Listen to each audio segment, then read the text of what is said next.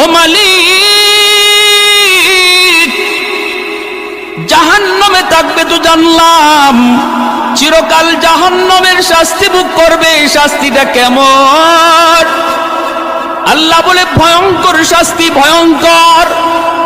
সাধারণ জাহান্নামীরা এত শাস্তি পাবে না যতটা শাস্তি পাবে একজন খুনি। জাহান্নামের ভিতরে সে এতটাই কষ্টে থাকবে। জাহান্নামের আযাবেরও ধরন আছে রে ভাই, সবার আযাবের ধরন কিন্তু একরকম নয়। আল্লাহ বলেন, দুনিয়াতে যারা ইচ্ছাকৃত কেউ কাউকে খুন করলো, জাহান্নামের ভিতরে তার আযাবটা হবে সবচেয়ে বেশি যন্ত্রণাদায়ক। জাহান্নামের ভিতরে তার আযাবটা হবে বড় কঠিন। এজন্য ভাই একটু খেয়াল করে শুনো রে আল্লাহর গোলাম। মায়ার নবী বলেন, হাসরের মাঠে আল্লাহ আদালত নিয়ে যখন বসবে, বিচার